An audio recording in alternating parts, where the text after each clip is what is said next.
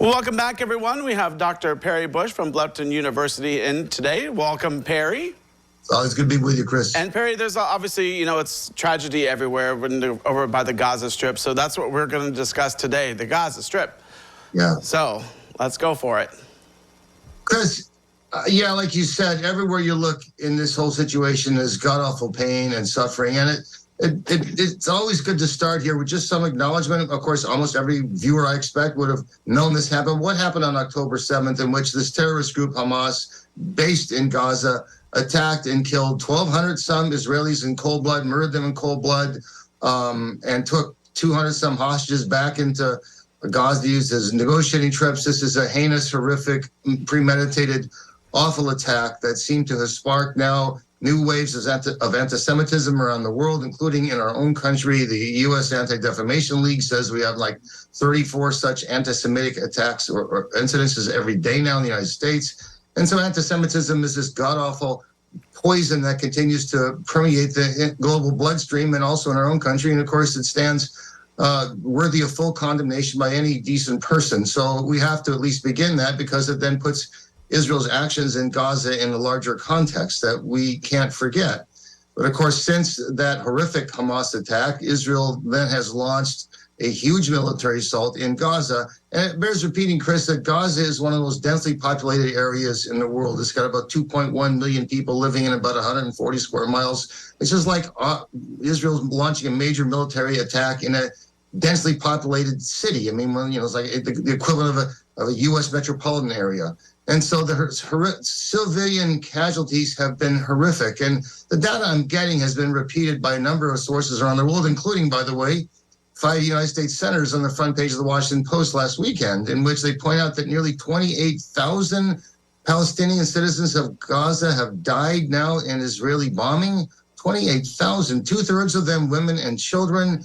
As soon as the attack started, Israel immediately cut off all importation of food, water, electricity into Gaza, again, a city of 2 million people.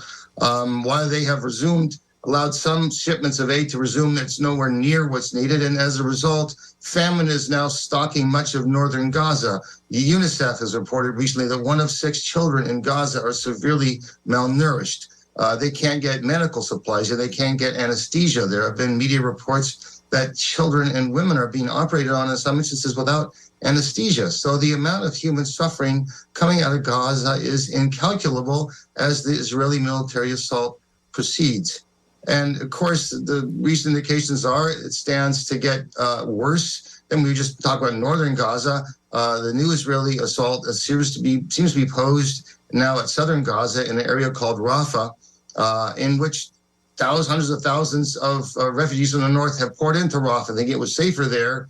And its population has grown like 5 times in the past few months.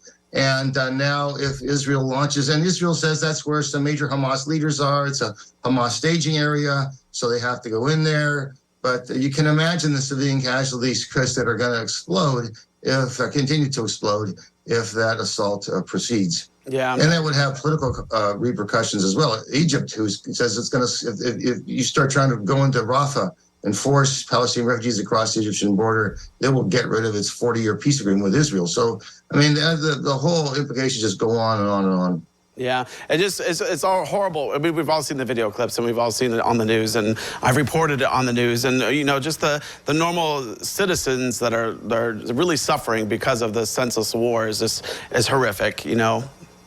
It's nightmarish. I don't have time. We can just wave at some peace prospects. The United States is desperately trying to cobble together a peace agreement over there. Secretary of State Blinken, has been over there working at the peace agreements, and there's a tentative deal, but Prime Minister Netanyahu says he's going to scuttle it. He says it's a non-starter. United States, by the way, Chris, has the power to affect some agreements. I mean, we're the largest supplier of military aid to Israel.